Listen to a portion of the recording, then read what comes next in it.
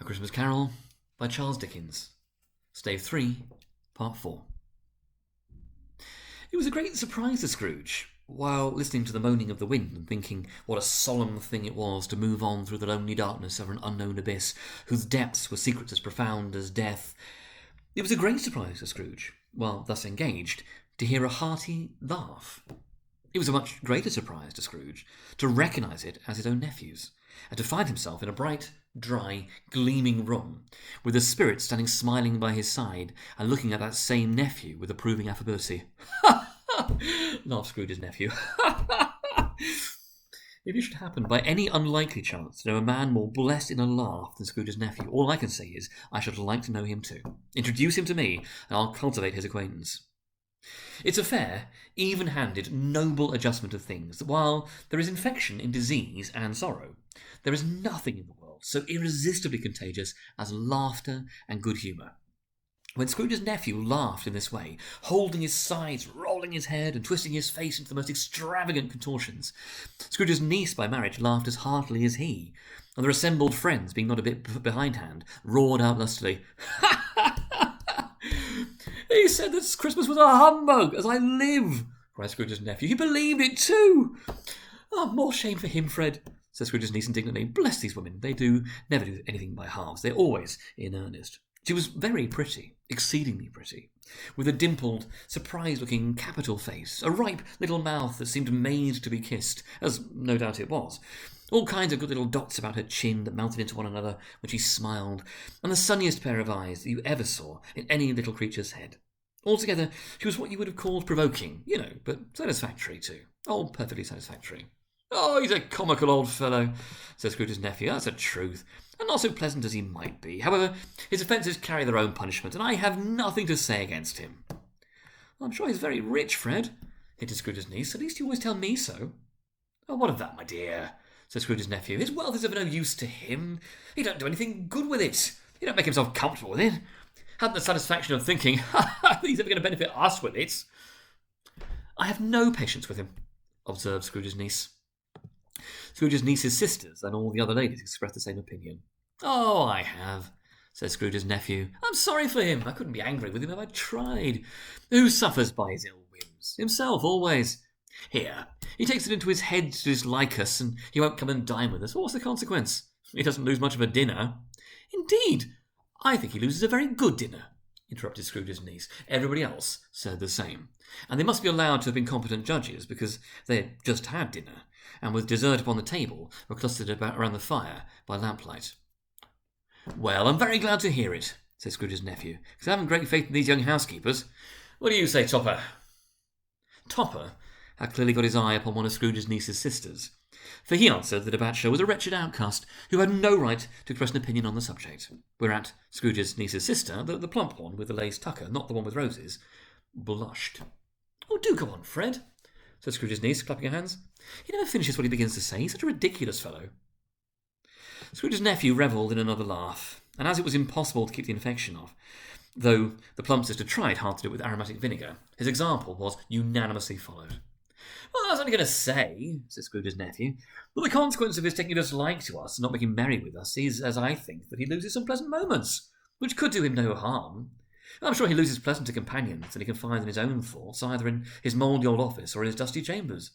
Look, I mean to give him the same chance every year, whether he likes it or not, for I pity him. He may rail at Christmas till he dies, but he can't help thinking better of it. I defy him. If he finds me going there in good temper year after year and saying, 'Uncle Scrooge, how are you?' If it only puts him in the vein to leave his poor clerk £50, well, that's something, and I think I shook him yesterday." It was their turn to laugh now, at the notion of his shaking Scrooge, but being thoroughly good-natured, and not much caring what they laughed at, so that they laughed at any rate, he encouraged them in their merriment, and passed the bottle joyously. After tea, they had some music, for they were a musical family, and knew what they were about. When they sung a glee or catch, I can assure you, especially Topper, who could growl away in the bass like a good one, and never swell the large veins in his forehead, or get red in the face over it. Scrooge's niece played well upon the harp, and played, among other tunes, a simple little air, nothing, you might learn to whistle it in 2 minutes, which had been familiar to the child who fetched Scrooge from the boarding school, as he had been reminded by the ghost of Christmas past. When the strain of music sounded, All the things the ghost had shown him came upon his mind. He softened more and more, and thought that if he could have listened to it often, years ago, he might have cultivated the kindnesses of life for his own happiness with his own hands, without resorting to the sexton's spade that buried Jacob Marley. But they didn't devote the whole evening to music. After a while they played at forfeits, for it's good to be children sometimes, and never better than at Christmas, when its mighty founder was a child himself. Stop!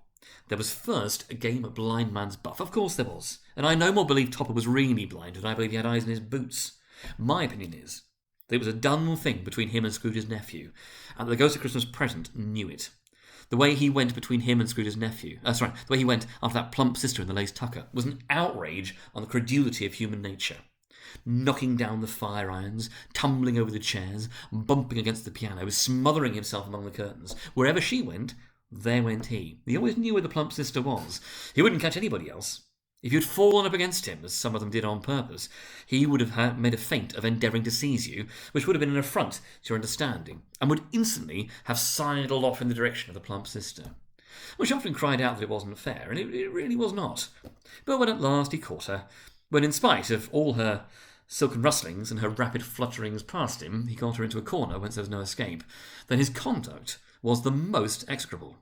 For his pretending not to know her, his pretending that it was necessary to touch her headdress, and further to assure himself of her identity by pressing a certain ring upon her finger and a certain chain about her neck, was vile, monstrous.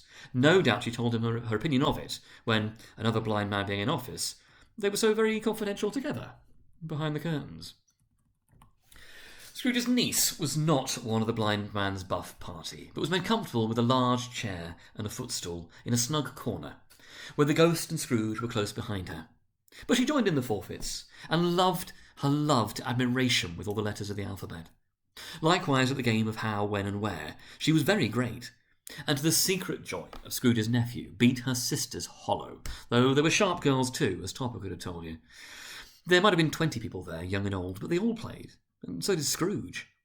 For wholly forgetting in the interest he had in what was going on, that his voice made no sound in their ears, he sometimes came out with his guess quite loud, and very often guessed quite right too, for the sharpest needle, best Whitechapel, warranted not to cut in the eye, was not sharper than Scrooge, blunt as he took it in his head to be. The ghost was greatly pleased to find him in this mood, and looked upon him with such favour that he begged like a boy to be allowed to stay until the guests departed. But this the spirit said could not be done. "Why, it's a new game," said Scrooge. "A 1/2 hour, Spirit, only one."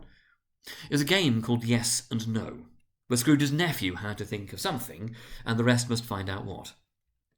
He only answering to their questions yes or no, as the case was. The brisk fire of questioning to which he was exposed elicited from him that he was thinking of an animal, a live animal, rather a disagreeable animal, a savage animal, an animal that growled and grunted sometimes and talked sometimes, and lived in London, and walked about the streets. Wasn't made a show off, no, I wasn't led by anybody, and didn't live in a menagerie, and was never killed in a market, and was not a horse, or an ass, or a cow, or a bull, or a tiger, or a dog, or a pig, or a cat, or a bear. At every fresh question that was put to him, this nephew burst into a fresh roar of laughter, and was so inexpressibly tickled that he was obliged to get up off the sofa and stamp. At last, the plump sister, falling into a similar state, cried out, "I've found it! I know what it is, Fred! I know what it is!" "What is it?" cried Fred. "It's your Uncle Scrooge!" Which it certainly was. Admiration was the universal sentiment, though some objected that the reply to "Is it a bear?" ought to have been yes, inasmuch as an answer in the negative was sufficient to have diverted their thoughts from Mr. Scrooge, supposing they had ever had any tendency that way.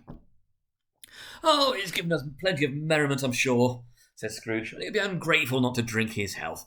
Here's a glass of mulled wine ready to our hand at the moment, and I say, Uncle Scrooge." "Well, Uncle Scrooge," they cried.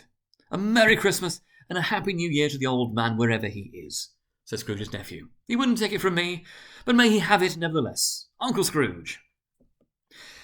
Uncle Scrooge had imperceptibly become so gay and light of heart that he would have pledged the unconscious company in return, and thanked them in an inaudible speech, if the ghost had given him time.